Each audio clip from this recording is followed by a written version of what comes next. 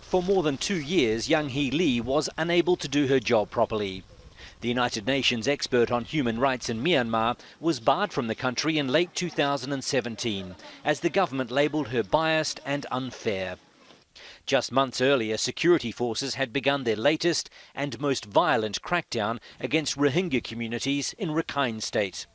Now, as she prepares to leave her position, Lee says the military continues to deliberately target Rohingya and other ethnic groups as it fights a Buddhist separatist army.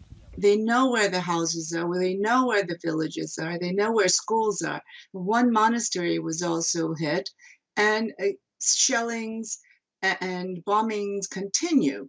And it's really hard to believe that they're not targeting civilians.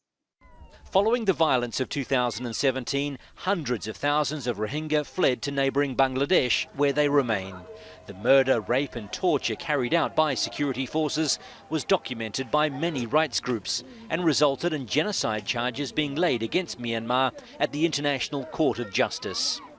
In December last year, Myanmar's leader Aung San Suu Kyi travelled to The Hague to open her government's defence against the charges, which she said are misleading.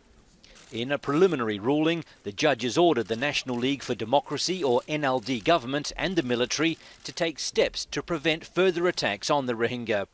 But Lee and other observers say nothing has happened.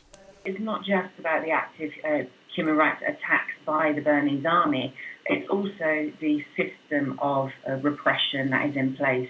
And both the army and the government have done absolutely nothing to lift those restrictions on the Rohingya population, their restriction of movement, their right to citizenship, all of those which are essentially apartheid conditions in Rakhine State remain.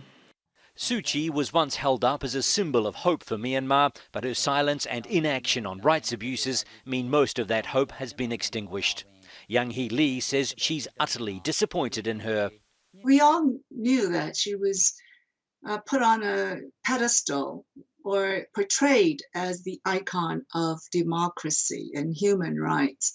But ever since the NLD has taken office and ever since she took the office of the state counselor, all of her actions and her words, statements point otherwise. There's an election scheduled later this year and Suu Kyi's party will be expected to win again. Many believe the military, which once ruled the country for almost 50 years, will continue to control it from behind the scenes. And the UN's new human rights inspector will probably continue to be banned. Wayne Hay, Al Jazeera.